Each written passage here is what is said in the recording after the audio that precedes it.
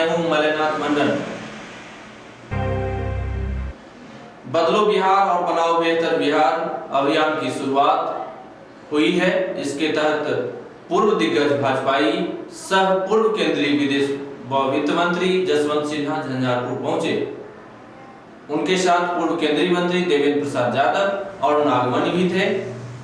बिहार के विभिन्न जिलों में बाढ़ प्रभावित क्षेत्रों के पीड़ितों की स्थितियों को देखने वे लोग 4 दिनों के दौरा पर हैं। पूरे बाढ़ प्रभावित इलाके के दौरा के बाद यह एलायंस एक रिपोर्ट तैयार करेगी। फिर राज्यपाल से मिलकर बाढ़ पीड़ितों की जरूरतों, बाढ़ का निदान आदि विषयों को सौंपेगी। कमला तटबंध को देखने, बाढ़ पीड़ितों को का दुख समझने सोमवार को वे लोग झंझारपुर पहुंचे। इस मौके पर पूर्व केंद्रीय मंत्री सह स्थानीय पूर्व सांसद देवेंद्र प्रसाद यादव के नेतृत्व में यूनाइटेड डेमोक्रेटिक अलायंस के कार्यकर्ताओं ने गर्मजोशी से उनका स्वागत किया। झंझारपुर में एनएच किनारे अवस्थित एक होटल पर यूडीए के नेताओं के साथ पूर्व केंद्रीय मंत्री जसवंत सिन्हा ने पत्रकारों से बातचीत की। पूर्व केंद्रीय मंत्री देवेंद्र प्रसाद यादव ने यूनाइटेड डेमोक्रेटिक अलायंस की भूमिका को शुरुआत में दर्शाया। कंप्लीट रूप से हम बिहार बदलो बिहार बनाओ बेहतर बिहार उसका एक अभियान चला रहे हैं। पॉलिटिकल बात आगे देखा जाएगा। पहले जान है इंसान का, तब है जहान। आज ये सरकार भारत सरकार हो चाहे डबल इंजन की सरकार, वो अब कहने लगी नहीं, जहान है पहले तब है जहान। का उद्देश्य यही है कि हम लोग बाढ़ पीड़ितों का सुधी दें, क्योंकि सभी पॉलिटिकल पार्टी के लोग वर्चुअल रैली से जनता का संवाद कर रहे हैं। हम लोग कह रहे हैं नहीं, डायरेक्ट जनता के दिल में जाके देखो तो वहाँ उनको 6000 रुपया मिला कि नहीं मिला बाढ़ घर खसी का। वहाँ डायरेक्ट जनता के बीच में जाओ कि वहाँ राशन कार्ड में अनाज मिल रहा है कि नहीं। इसके लिए हम लोग जान को जोखिम में लेकर। नेताओं ने कहा कि बिहार में शासन प्रशासन बिल्कुल ही फेल है।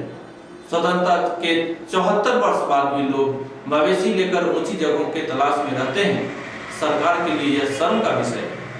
2 तटबंधों के बीच के लोगों को भी सरकार बाढ़ पीड़ित नहीं मान रही। बाढ़ से 21 जिले प्रभावित हैं। सरकार प्रभावित क्षेत्र की घोषणा क्यों नहीं कर रही? राहत के नाम पर कुछ भी अभी तक देखने को नहीं मिला है। बिहार में उद्योग धंधे बंद हैं। जीवन के साथ साथ जीविका भी जरूरी है। पूर्व केंद्रीय मंत्री जसवंत सिन्हा ने कहा कि यूनाइटेड डेमोक्रेटिक अलायंस बाढ़ पीड़ितों के लिए ऊंचे स्थानों पर सिर्फ 2 सालों में 10 लाख आवास मुहैया कराने जा रही है, जिसके लिए 2 लाख रुपए प्रति आवास खर्च किए जाएंगे, जिसमें 2 कमरे, रसोई घर और बाथरूम होंगे। साथ ही उसमें मेडिकल, भोजन, शिक्षा आदि जरूरतें भी उपलब्ध कराई जाएगी। बाढ़ पीड़ित चाहे वो तो यह नगद लेकर खुद भी आवास बना सकती है। इसके 2000 करोड़ लागत का अनुमान है। इस बारे में सुनिए जसवंत जी को। मैं आप लोगों से एक बहुत महत्वपूर्ण बात कहना चाहता हूँ। ये है कि मैं रास्ते भर देखता आया किस परिस्थिति में गरीब लोग रह रहे हैं और इससे उनको छुटकारा मिलना चाहिए, और ये छुटकारा उनको 2 साल के भीतर उपलब्ध कराया जा सके। हम 2 साल का समय मांग रहे हैं। हम बाढ़ ग्रसित इलाकों में जमीन ढूंढकर 10 लाख घर बनवाएंगे।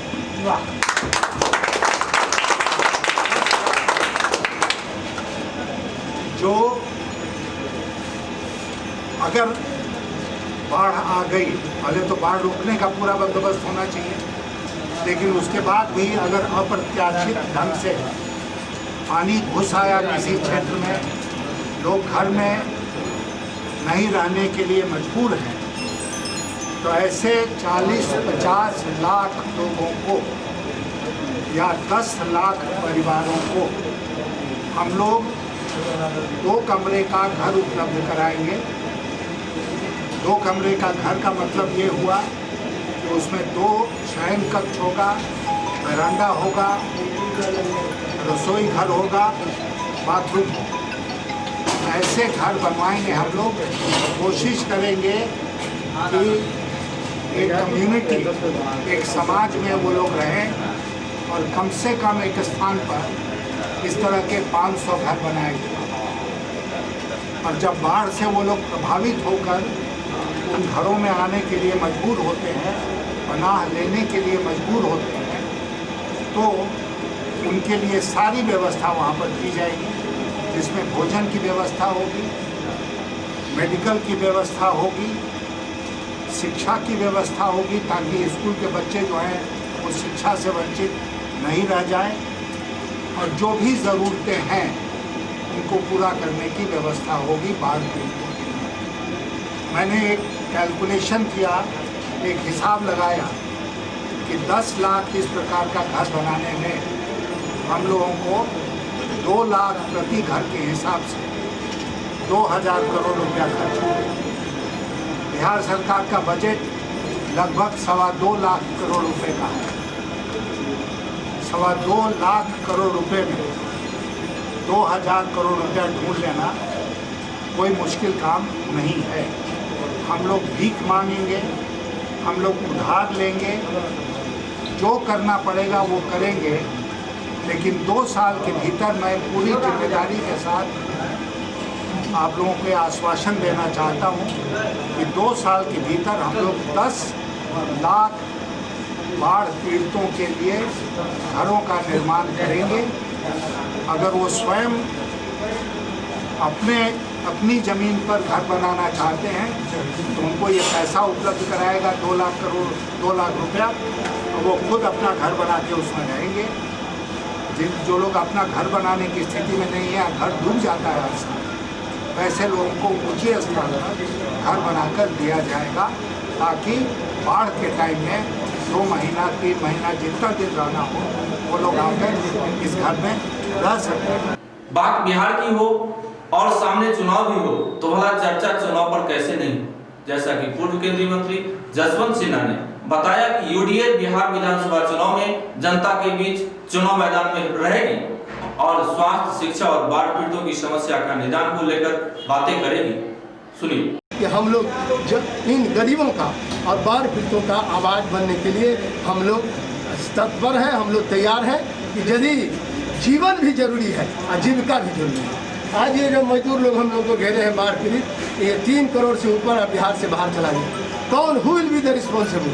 जिन लोगों ने उद्योग बंद कर दिया, लोहट चीनी मिल यहीं सटा हुआ लोहट चीनी मिल है, यहीं अशोक पेपर मिल दरभंगा है, सटा हुआ आपका नेबरिंग डिस्ट्रिक्ट है। सभी जगह चीनी मिल बंद हो गया, चीनी मिल, पंडोल सूता मिल बंद हो गया, चर्म उद्योग सकरी बंद हो गया, हैंडलूम उद्योग यहाँ अंसारी भाई है, काफ़ी हैंडलूम उद्योग मधुबनी में था, सारा चौपट हो गया।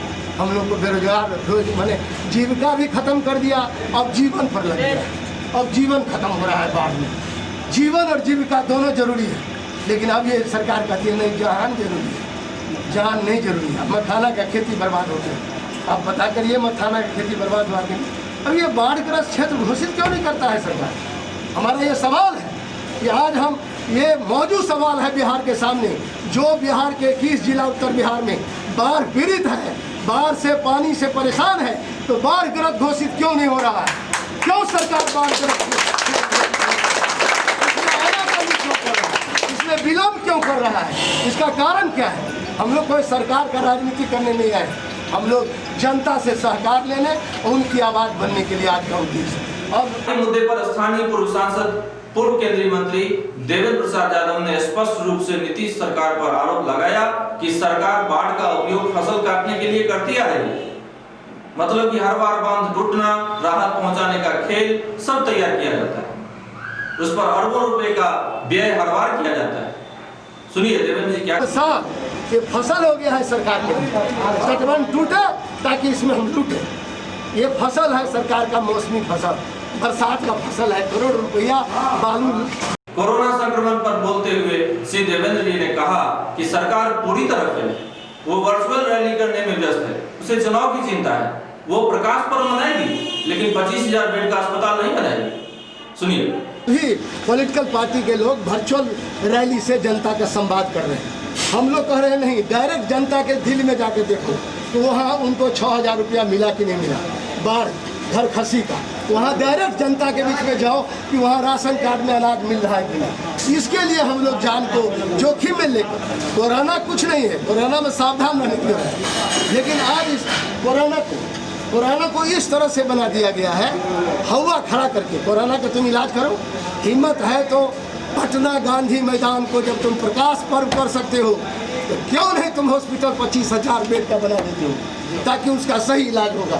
क्यों नहीं वेटनरी ग्राउंड में आपको बता दें कि झंझारपुर में बाढ़ पीड़ितों का हाल जानने पूर्व केंद्रीय मंत्री के आने की सूचना से सैकड़ों की संख्या में बाढ़ से प्रभावित लोग अपनी पीड़ा दर्शाने आगमन स्थल पर जमा हो गए, जहां पूर्व केंद्रीय मंत्री ने अगले 2 सालों में बाढ़ पीड़ितों की समस्या का हल हो जाने का दावा किया।